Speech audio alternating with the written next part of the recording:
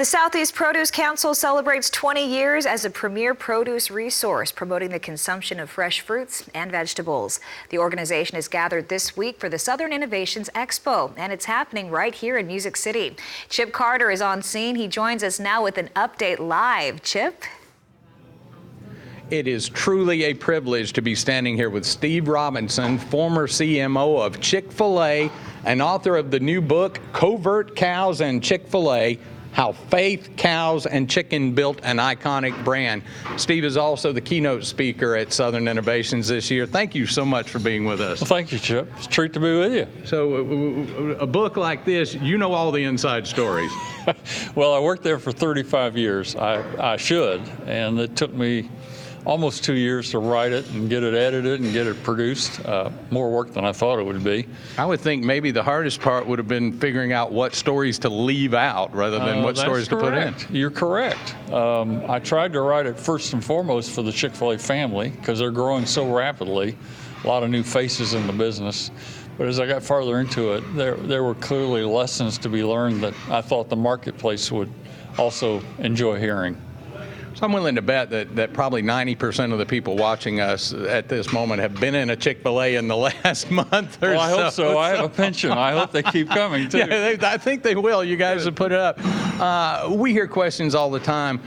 Why does Chick-fil-A continue to stay closed on Sunday? Why do you do these kind of things that wouldn't seem to be in your best financial interest, right? But yet it stays that way even in 2019? Yes. Well, remember, Chick-fil-A was founded by Truett Cathy, and he opened his first restaurant in 1946, the Dwarf House in South Atlanta.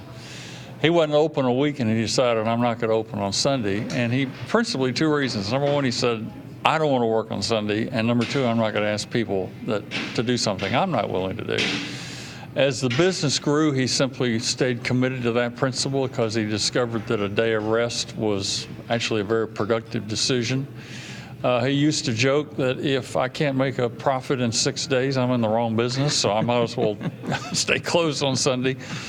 And the other one that I liked was he used to commonly say, I like being closed on Sunday so we have some competition because it makes us better. So we'll let them have Sunday.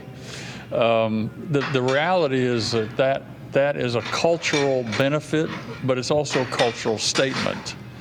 And it attracts better people, it helps us keep better people, but it's a clear, unspoken statement of what's important at Chick-fil-A. It's worked out very well. All that I will say is my dad says, bring back the carrot raisin salad. Steve Robinson, thank you. We will look forward to the book, Covert Cows. Back to you, Christina. Thank you, Chip. And be sure to stay tuned as we head back to the Southern Innovations Expo in our next hour for the latest in the fruit and vegetable industry.